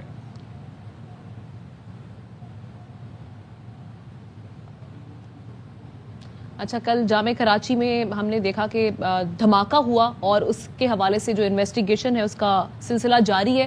اس سے ریلیٹڈ ایک خبر یہاں پر شیئر کر رہے ہیں. دھماکے کا مقدمہ CTD سول لائن میں درج کر لیا گیا ہے. جامع کراچی میں جائے وقوع سے 2 ٹانگیں بھی ملی ہیں. مزید جان لیتے ہیں، سلمان لودھی ہمیں تفصیلات دیں گے. بتائیے گا جی. دیکھیں، مقدمے کا باقاعدہ ڈرافٹ تیار کر لیا گیا ہے. تحقیقاتی رپورٹ کو بھی اس میں حصہ بنایا گیا ہے. BD کی رپورٹ بھی حصہ بنائی گئی ہے، فورینزک کی رپورٹ بھی اس میں شامل کی گئی ہے. وقوع سے کئی ایسے حصے ملے ہیں جن کو فورینزک کا حصہ بنایا گیا. 17 کے قریب سیمپلز کا DNA لیا گیا ہے. 2 ٹانگیں ملی ہیں. ایک ٹانگ ایسی تھی جس میں لیڈیز جوتا پہنا ہوا تھا. ساتھ ہی جو پولیس کی رپورٹ ہے اس میں یہ بھی کہا گیا ہے کہ دہشت گردی کی دفاعت کے تحت اس میں درج ہونے والے مقدمے میں کلدن تنظیم نے سوشل میڈیا کے ذریعے اس کی ذمہ داری قبول کی ہے. باقاعدہ کچھ افراد کے نام بھی شامل کیے گئے ہیں. CTD سول لائن میں اس واقعے کا مقدمہ درج کیا گیا ہے جس میں انسداد دہشت گردی کی دفاعت شامل کی گئی ہیں.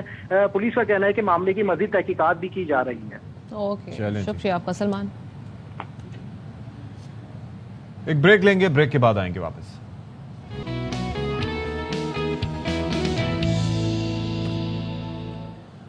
آل رائٹ جی، تو اب ہمارا وہ وقت آ چکا ہے. سب سے پہلے آپ سب کو السلام علیکم. آپ کو یاد ہوگا کہ میں کس لیے آپ کو سلام کر رہا ہوں.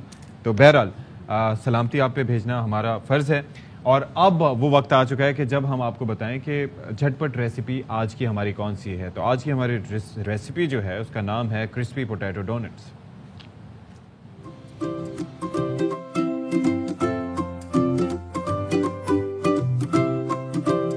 آج کی ہماری ریسیپی ہے کرسپی پوٹیٹو ڈونٹس. آلو بوائل 4 عدد. آلو کو میش کریں گے اچھے سے. لال مرچ پاؤڈر 1 ٹیبل اسپون. نمک حسب ذائقہ. کالی مرچ 1 ٹیبل اسپون. لہسن powder 1 table spoon. Chicken powder 1/2 table spoon. سفید زیرہ 1 ٹیبل اسپون. پیاز چاپڈ 1 عدد. ہرا دھنیا چاپڈ 1/2 کپ. اب اچھے سے مکس کریں گے. کارن فلور کے 2 ٹیبل اسپون شامل کریں گے. پھر سے مکس کریں گے اور اس کے ڈونٹس بنا لیں گے.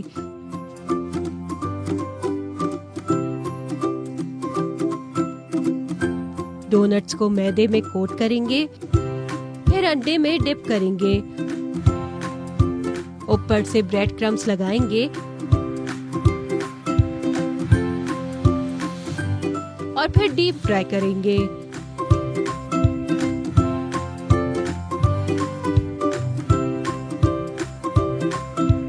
ڈونٹس کو پلیٹرز میں رکھیں گے اور پھر گارنش کریں گے سوس اور کیچپ کے ساتھ. لیجیے، ہو گئی آپ کے مزیدار پوٹیٹو ڈونٹس تیار. واہ بھائی، زبردست، مزہ آ گیا دیکھ کے.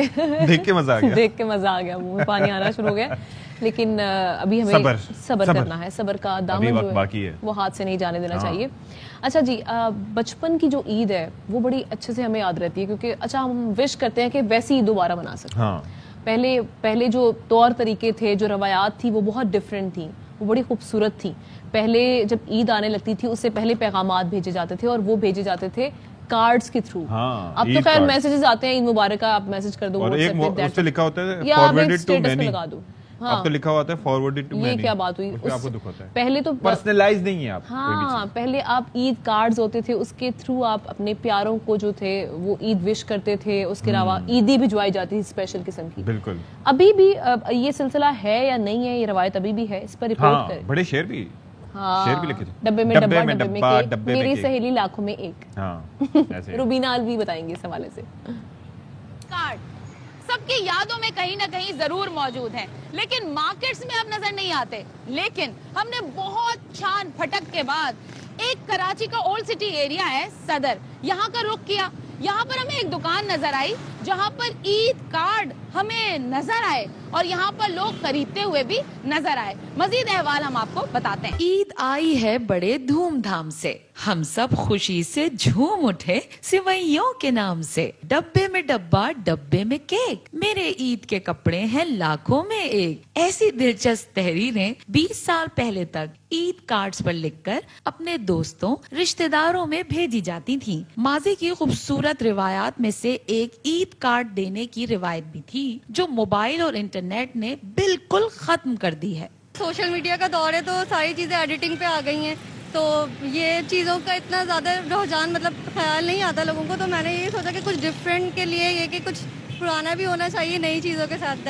اس سے ایک فیلنگز بھی آتی ہے, جیسے کہ سوشل میڈیا ایپ تو آپ ایک پوسٹ ڈال دیں گے, سب لوگ دیکھ لیں گے آپ, بٹ ایک ہوتا ہے اسپیشلی کسی کو دینا, تو وہ اس سے زیادہ اچھا لگتا ہے. پردیس میں رہنے والوں کو عید کارڈز ارسال کرنے کا مقصد انہیں عید کی خوشیوں میں شامل کرنا ہوتا تھا, تاکہ انہیں اپنے پیاروں کے ساتھ عید نہ منانے کا ملال تھوڑا کم ہو. ہمارے آبا و اجداد اپنے گھر والوں کو دیتے تھے, اپنے پڑوسیوں کو, رشتہ داروں کو دیتے تھے, تو کافی چیزیں ان کو اس سے محبت آپس میں بڑھتی ہے. ہر کوئی جو ہے نا موبائل پہ اور واٹس ایپ پہ چلا گیا ہے, تو ہم ابھی تک اسی چیزوں میں رکھیں. یہ کارڈ دینے سے محبتیں بڑھتی ہیں. جو روٹھے ہوئے ہیں ان کو عید کارڈز بھیج کر یہ پیغام بھیجا جاتا تھا کہ بھائی برا نہ مناؤ, گلے شکوے سب بھول جاؤ, مل کے عید مناؤ. یہاں پر 20-25 سال پہلے جو روایت تھی آپس میں لوگوں کو عید کی خوشیوں میں شامل کرنے کی, عید کارڈ کے توسط سے وہ روایت آج بھی یہاں پر زندہ ہے. لوگ یہاں پر عید کارڈ خرید رہے ہیں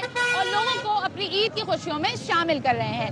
کیمرہ مین نعمان شیخ کے ساتھ روبینہ الوی, ARY نیوز کراچی. کیا بات ہے جی, پرانی یادیں تازہ کر دی روبینہ الوی آپ نے. اور اس وقت کارڈز طرح طرح کے 3D کارڈز اپنے ہوتے تھے, پھر وہ اس پہ قبلے کی تصویریں بھی ہوا کرتی تھی. لیکن ایک چیز مجھے کہیں پہ کسی پہ گلاب بنے ہوتے تھے, کسی میں کوئی تیر بنا ہوتا تھا.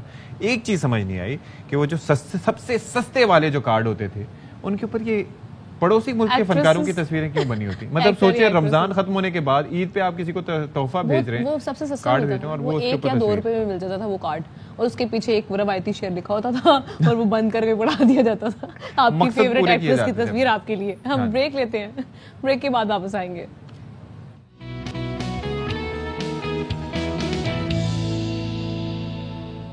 آلرائٹ جی, ایک بریکنگ نیوز یہاں پر آپ تک پہنچا رہے ہیں. وہ یہ ہے کہ وزیر داخلہ رانا ثناء اللہ کراچی میں چینی قونصلیٹ پہنچے ہیں, اور رانا ثناء اللہ کے ہمراہ مراد علی شاہ, مرتضی وہاب اور دیگر بھی موجود ہیں. ارباب چانڈیو سے اس ملاقات کا احوال جانتے ہیں. جی ارباب. جی, اس وقت وفاقی وزیر داخلہ رانا ثناء اللہ کراچی پہنچنے کے بعد چائنیز قونصلیٹ جنرل کے آفس میں پہنچ چکے ہیں, اور اس وقت تو ان کے ہمراہ صوبائی کابینہ کے اراکین, IG Sindh police, additional IG اور دیگر موجود ہیں. جبکہ دوسری جانب چائنیز قونصلیٹ جنرل اور ان کے جو اسٹاف کے لوگ ہیں وہ یہاں پر موجود ہیں. سب سے پہلے رانا ثناء اللہ نے چائنیز جو قونصلیٹ جنرل ہیں ان سے اس واقعے پر جو کہ کل ہوا تھا یہاں کراچی یونیورسٹی میں, اس پہ گہرے دکھ کا اظہار کیا, اور انہوں نے بتایا کہ پوری قوم اس واقعے پر رنجیدہ ہے. انہوں نے اس موقع پر وزیر اعظم پاکستان شہباز شریف کا خصوصی پیغام جو کہ یکجہتی کے طور پر تھا وہ بھی پہنچایا, اور اس موقع پر انہوں نے یہ کہا कि चाइनीज और पाकिस्तान के दरमियान जो ताल्लुकात है वो इस वाक़े से किसी भी सूरत में मुतासिर नहीं होंगे। एक बात ये कि इस वाक़े से मुतल्लिक जो सिंध हुकूमत ने अब तक पेशरफ्त की है उससे मुतल्लिक भी जो आएगी। सिंध पुलिस और सिंध हुकूमत के अफसरान ने जो है वो कॉन्सुलेट जनरल को आगाह किया और बताया कि जो दहशतगर्द है उन्होंने किस तरह खातून को इस्तेमाल किया और उसके बाद उनके नेटवर्क का पता लगाया जा रहा है।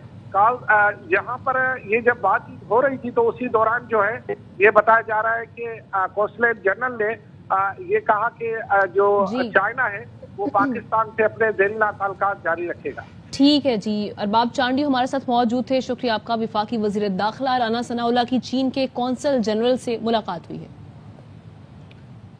ऑलराइट जी, तो अब इजाज़त लेने का वक्त आन पहुंचा है। इंशाल्लाह ज़िंदगी रही और सेहत रही तो कल आपसे लाजमी तौर पर मुलाकात होगी। तब तक खुश रहें और खुश रखें। अल्लाह हाफिज़। अल्लाह हाफिज़।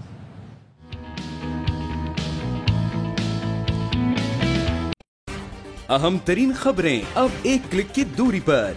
आपके पसंदीदा टॉक शोज हों या अहम मुल्की या गैर मुल्की शख्सियात की न्यूज कॉन्फ्रेंसेस, हर लम्हा बाखबर रहने के लिए सब्सक्राइब करें हमारा YouTube चैनल।